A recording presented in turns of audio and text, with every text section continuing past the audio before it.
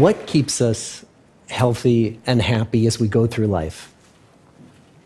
If you were going to invest now in your future best self, where would you put your time and your energy? There was a recent survey of millennials asking them what their most important life goals were. And over 80% said that a major life goal for them was to get rich. And another 50% of those same young adults said that another major life goal was to become famous. And we're constantly told to lean into work, to push harder and achieve more. We're given the impression that these are the things that we need to go after in order to have a good life.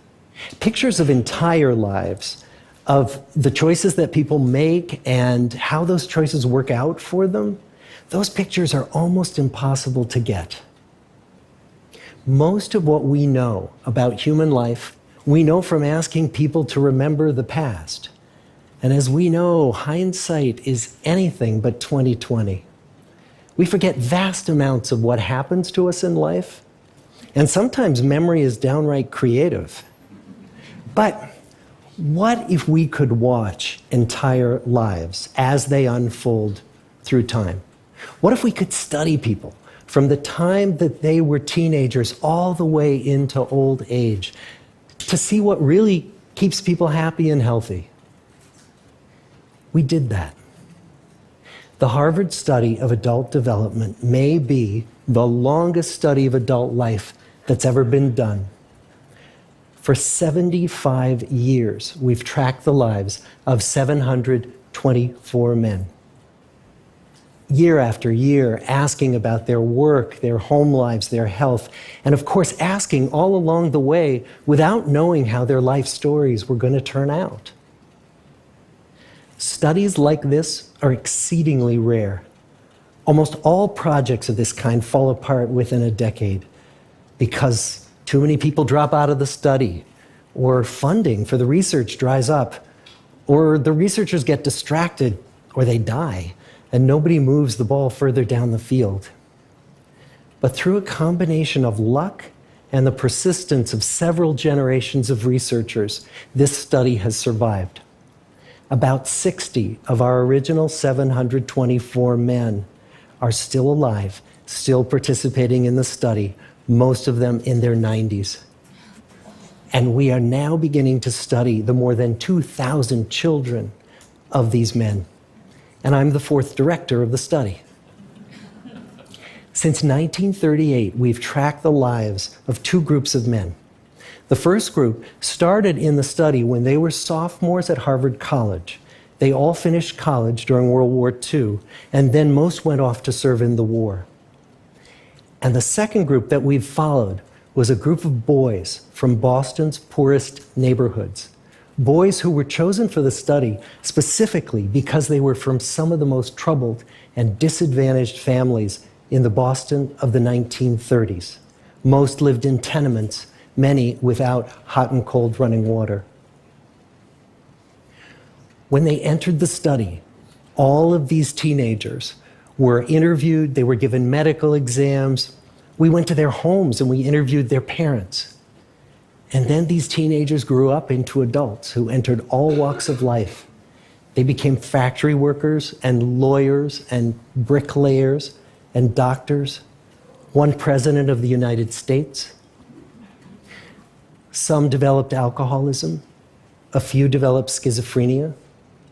Some climbed the social ladder from the bottom all the way to the very top, and some made that journey in the opposite direction. The founders of this study would never in their wildest dreams have imagined that I would be standing here today, 75 years later, telling you that the study still continues. Every 2 years, our patient and dedicated research staff calls up our men and asks them if we can send them yet one more set of questions about their lives. Many of the inner city Boston men ask us, "Why do you keep wanting to study me? My life just isn't that interesting." The Harvard men never asked that question.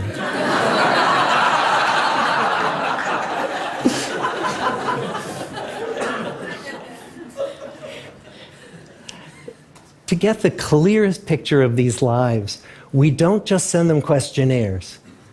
We interview them in their living rooms. We get their medical records from their doctors. We draw their blood. We scan their brains. We talk to their children. We videotape them talking with their wives about their deepest concerns. And when, about a decade ago, we finally asked the wives if they would join us as members of the study, many of the women said, it's about time. So what have we learned? What are the lessons that come from the tens of thousands of pages of information that we've generated on these lives? Well, the lessons aren't about wealth or fame or working harder and harder. The clearest message that we get from this 75-year study is this: good relationships keep us happier and healthier, period. We've learned 3 big lessons about relationships. The first is that social connections are really good for us and that loneliness kills. It turns out that people who are more socially connected to family, to friends, to community, are happier, they're physically healthier, and they live longer than people who are less well connected. And the experience of loneliness turns out to be toxic. People who are more isolated than they want to be from others find that they are less happy, their health declines earlier in midlife, their brain functioning declines sooner, and they live shorter lives than people who are not lonely. And the sad fact is that at any given time, more than 1 in 5 Americans will report that they're lonely. And we know that you can be lonely in a crowd and you can be lonely in a marriage. So the second big lesson that we learned is that it's not just the number of friends you have, and it's not whether or not you're in a committed relationship, but it's the quality of your close relationships that matters. It turns out that living in the midst of conflict is really bad for our health. High conflict marriages, for example, without much affection, turn out to be very bad for our health, perhaps worse than getting divorced. And living in the midst of good, warm relationships is protective. Once we had followed our men all the way into their 80s, we wanted to look back at them at midlife and to see if we could predict who was going to grow into a happy, healthy octogenarian and who wasn't. And when we gathered together everything we knew about them at age 50, it wasn't their middle-aged cholesterol levels that predicted how they were going to grow old. It was how satisfied they were in their relationships. The people who were the most satisfied in their relationships at age 50 were the healthiest at age 80. And good, close relationships seem to buffer us from some of the slings and arrows of getting old. Our most happily partnered men and women reported in their 80s that on the days when they had more physical pain, their moods stayed just as happy.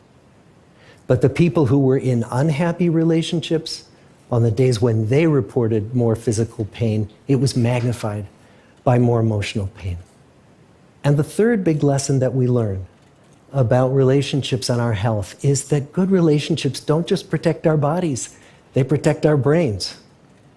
It turns out that being in a securely attached relationship to another person in your 80s is protective. That the people who are in relationships where they really feel they can count on the other person in times of need, those people's memories stay sharper longer. And the people in relationships where they feel they really can't count on the other one, those are the people who experience earlier memory decline. And those good relationships, they don't have to be smooth all the time. Some of our octogenarian couples could bicker with each other day in and day out. But as long as they felt that they could really count on the other when the going got tough, those arguments didn't take a toll on their memories. So, this message that good, close relationships are good for our health and well-being, this is wisdom that's as old as the hills. Why is this so hard to get and so easy to ignore? Well, we're human. What we'd really like is a quick fix, something we can get that'll make our lives good and keep them that way. Relationships are messy and they're complicated, and the hard work of tending to family and friends, that's not sexy or glamorous. It's also lifelong. It never ends. The people in our 75-year study who were the happiest in retirement were the people who had actively worked to replace workmates with new playmates. Just like the millennials in that recent survey, many of our men, when they were starting out as young adults, really believed that fame and wealth and high achievement were what they needed to go after to have a good life. But over and over these 75 years, our study has shown that the people who fared the best were the people who leaned into relationships with family, with friends, with community. So what about you? Let's say you're 25, or you're 40, or you're 60. What might leaning into relationships even look like? Well, the possibilities are practically endless. It might be something as simple as replacing screen time with people time, or livening up a stale relationship by doing something new together, long walks or date nights, or reaching out to that family member who you haven't spoken to in years, because those all too common family feuds take a terrible toll on the people who hold the grudges. I'd like to close with a quote from Mark Twain. More than a century ago, he was looking back on his life, and he wrote this: "There isn't time, so brief is life, for bickerings, apologies, heartburnings, callings to account. There is only time for loving, and but an instant, so to speak, for that." The good life is built with good relationships. Thank you.